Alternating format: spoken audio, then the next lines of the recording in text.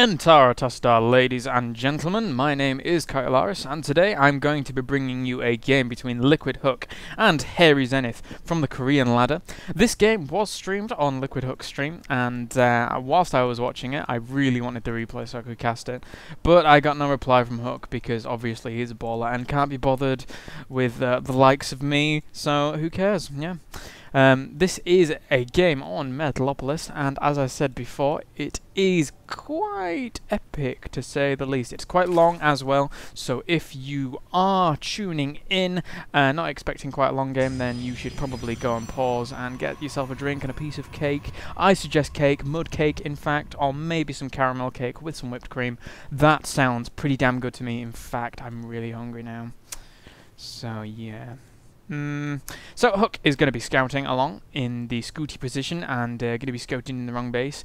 Sometimes I do like to send my probe down here once I've scouted the wrong place, just in case he is going to be sending an overlord there, as that's always quite an interesting thing to do, and if you can like catch people out. But he is going to be scouting that location second, no doubt, anyway, so who gives a damn. We do have more probes being produced for LiquidHuK, and let's just get that production tab open, as well as that cool nameplate thing, which is super cool, and he is going to be throwing down a gateway anytime soon. Indeed he does.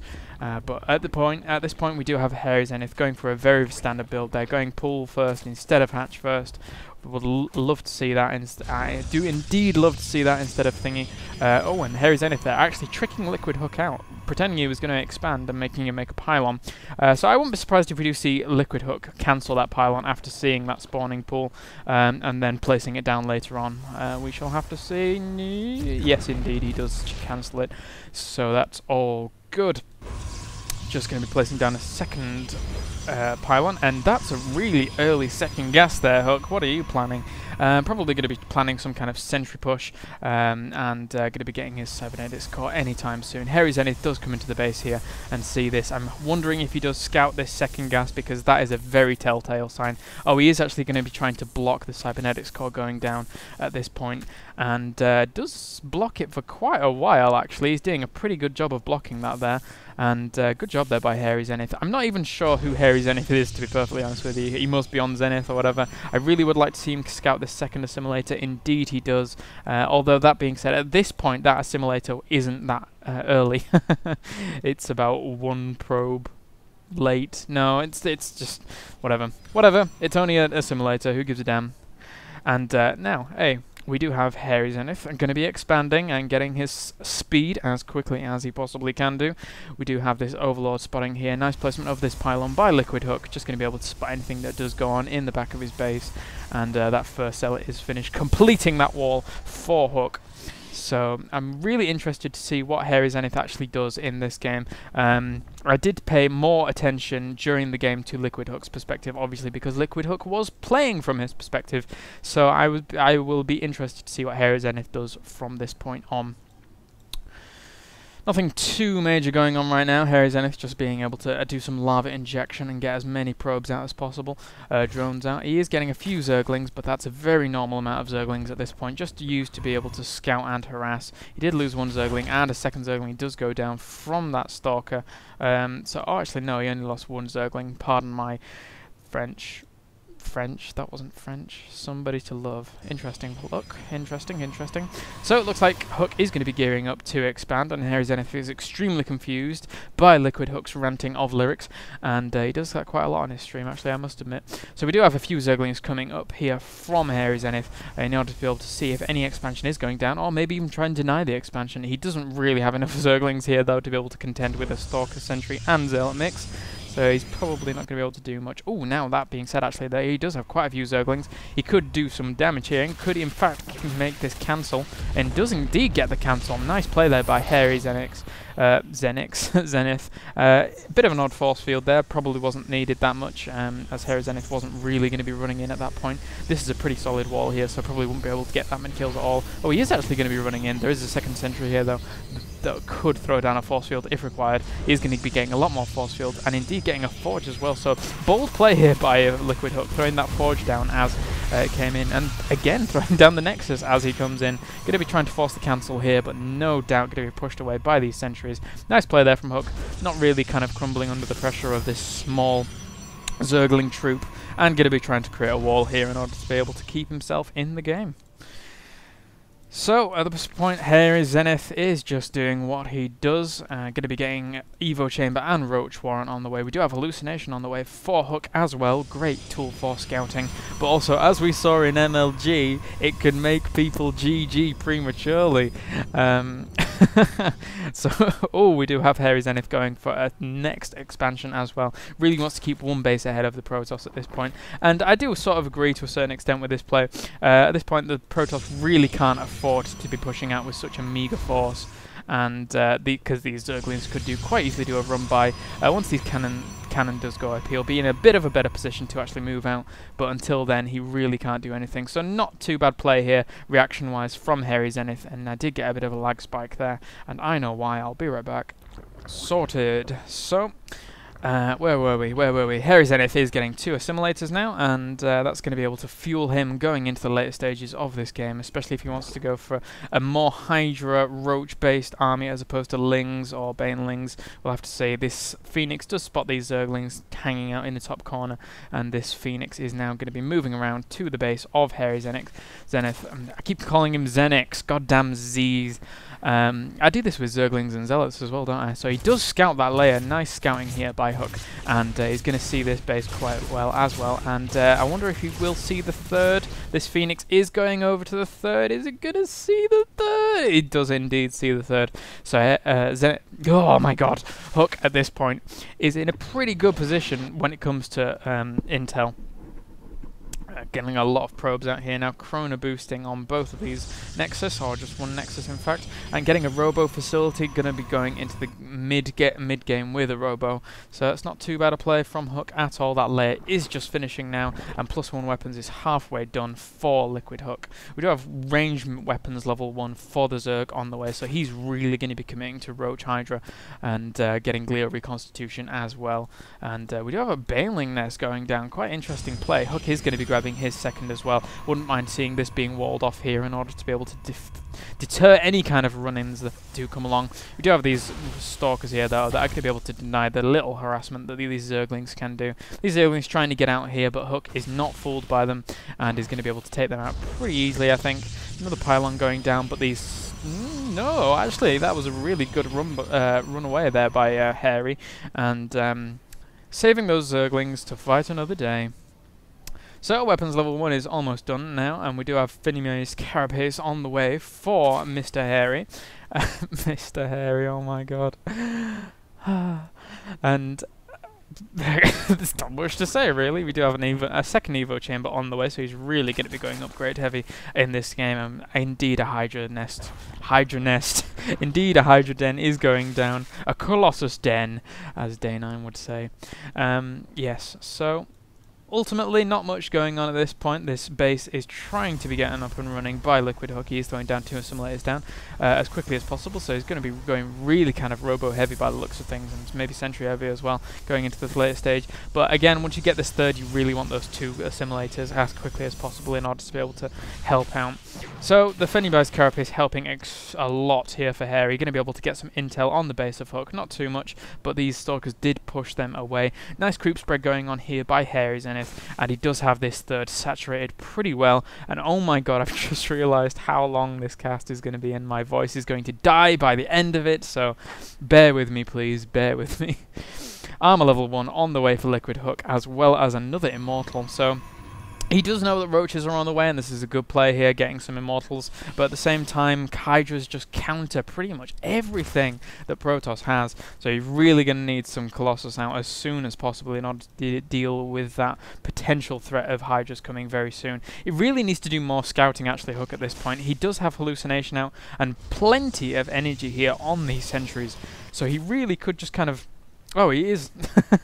Good timing there, good timing, HUK. So he does see, indeed, this Hydra then, and he's going to be able to see anything else that is going on here. Probably see the entire composition here, but these Overlords are blocking that quite a lot. Did he see this going down? He did indeed see that 4th going down, so he's going to be in a good position here. Maybe going to try and expand once again. But at the same time, we have so much on the way for Zerg. We have centrifugal hooks, ventral sacks, fucking melee attacks +2, armor +1. Aspire, 20 more Zerglings, oh my god, but we do have a Robo Bay on the way for HUK as well, so he's going to be pumping out a lot of Colossus anytime soon. Nice wall here by HUK. All you really need to do is warp in 1 Zealot in order to be able to block that off, and we do have Blink on the way as well, and oh my holy god, 32 Banelings. That is going to be painful if getting trapped.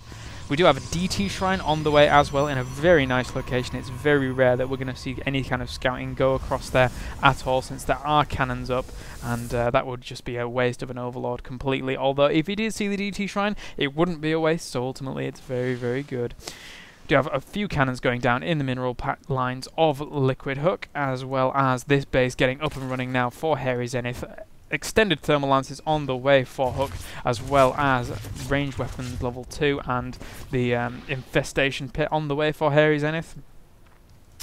And very, very passive game from both players here. HairyZenith is almost maxed out, and he's, oh my god, 2 more Robo Bays going down, as well as a Forge for HUK, so he's going to be going extremely Colossus heavy. Where are these 2 Robo Bays? There's one there, and one there, and somewhere.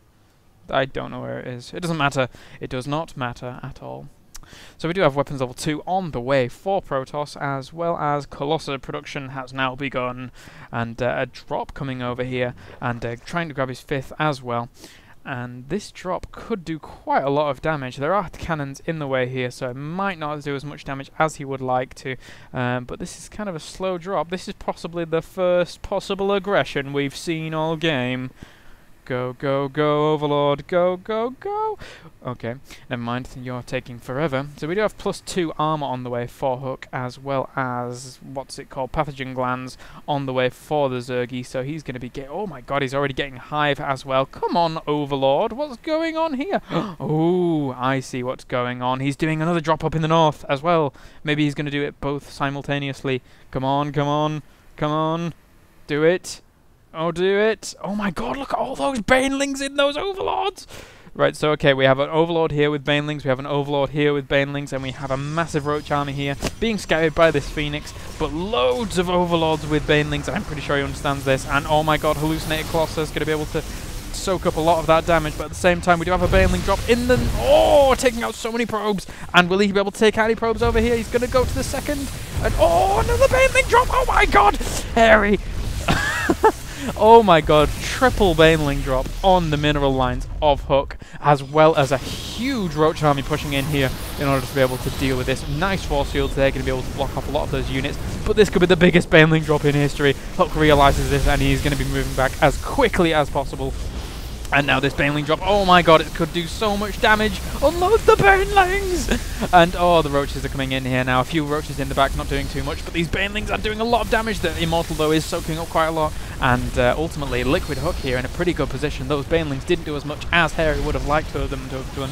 And but at the same time, LiquidHuK, let's just go to the frigging income tab. Oh my god, HUK is so behind on income. That triple Baneling drop on the mineral lines of HUK was absolutely insane. They killed so many probes. That was utterly ridiculous. So, if we can go to the Units Lost tab. Which one's the Units Lost tab? There's a one to find out for workers. I know there is somewhere. Units killed. Control and R. Okay, workers killed. 34 workers killed by Harry and 0 killed by LiquidHuK at this point. So that is the deficit when it comes to the worker count. I tell you, that is absolutely ridiculous. So DT's now coming in here, going to be able to try and do a little bit of harassment, and going to be going to every base by the looks of things, trying to take out as many drones as possible. He really needs to come back from losing all those units. Harry at this point just leaving these Overlords in here. He doesn't care. Those are a ceremony. It's a trophy for killing all those guys. And in fact, that DT did get taken down by all these Overseers now morphing in, and he's going to be wanting to take this DT out as quickly as possible, trying to kind of come up here in order to be able to pick it off. Is there one up in this main as well? No, there's a Spore Crawler there, so he's fine. And oh my god, so many Banelings morphing in once again. He really needs to come over here and deal with this drop, as this DT, as quickly as possible. So he has actually killed a lot. 9 kills on that DT, which is really good at this point. He does have weapons level 3 on the way, but at the same time, Zerg has melee weapons level 3, as well as armor level 2 on the way. And 15 more drones. Oh my holy god, that's ridiculous. Let's see how many units we're going on here. How many drones does he have? He has 82 drones to 74. Actually, oh my god, HairyZenith caught up really fast. Let's go back to the income tab. HairyZenith, wow, Jesus Christ, he really populated the drone the probes really fast after that drop. He was so far down on income and now is right back up there. So that's what goes to show what 4 Nexus can do when they are totally being chrono boosted to the extreme. We do have weapons level 3 on the way now for HairyZenith and more Colossus on the way, but a lot of Corruptors out here for HairyZenith, and he's going to be moving in with another Baneling drop again, and oh my god, he could kill so many probes, and oh, he gets so many probe kills there, and now he's going to just be moving back as the damage has already been done. That was utterly ridiculous. He could have even killed the Nexus. I would have argued to have said he could have stayed in there and killed that Nexus and done a lot more damage to LiquidHuK, as he is so far behind right now. He really needs to do something, HairyZenith, at this point. He does have a pretty menacing force here, a lot of Colossus, and we do have Broodlords on the way. 9 Broodlords! 9 Broodlords! This is insane. So, oh my holy god. Oh my god, where are we going? What's going on? What's going on? So we do have Observers on the way for HairyZenith as well as Colossus, and now huge amounts of Overlords just moving all over the map, and these Broodlords are going to prove a mean menacing force against HairyZenith at this point. He does have Blink, so that's going to be good going into the end of this game, especially against those Broodlords. He needs to be able to catch them out of position, especially without like these roaches in a good position. Oh, but oh my god, he's going to use this cliff in order to be able to snipe off so many probes with these Broodlords. Such fantastic positioning here by the Zerg player. Going to be taking out a lot of this. In fact, could take out this expansion as well. I dare to say he really should, as these broodlings are just absolutely free. Look at the masses of creep spread on the minimap here by this HairyZenith. This HairyZenith, and Broodlords just raining down. He is trying to get air weapons up and running for these units. And we do even have Graviton boosters coming out for LiquidHuK, and a big engagement going off here. There are Banelings in there, he really needs to be able to take them out, but oh my god, look at all these Colossus. 7 Colossus out at this point, going to be able to do a lot of damage to these roaches. And these roaches are being melted, but at the same time a Colossus does get almost picked off there by those Broodlings, and now blinking in to try and take out some of these Broodlords. Nice blink there, but oh my god, look at all the damage these Broodlings are doing to these Stalkers, but the Colossus are helping out just as much, going to be able to take down as much as possible there. So try and take out, he took out 1 or 2 of those creep tumors there with that Overseer, and ultimately these Broodlords are in a really good position. He did take out 5 of those Broodlords though, and we do have a lot of Zerglings now morphing in for Hairy. So it's getting a bit crazy, ladies and gents. Oh my god. He does have weapons level 3, range weapons level 3 and armor level 3 on the way, and good use of the Overlord puking over here in order to deny any expansions that HairyZenith would like to take. A nice blink here, going to be, oh my god, he's already supply locked, but he does have 7 Overlords on the way now, and as well as, oh my god, where is it? 28 Banelings. I've said, oh my god, about 50 times in this cast, but I really don't care. This is getting insane. I'm so glad I found this replay to cast, even if it is pretty damn long. So we do have Spore Crawlers on the way for HairyZenith. Good choice there. Going to be able to deny any DT harass or even Void Ray harass going in later stages of this game. 3-3 now for these ground units, and in fact getting shield up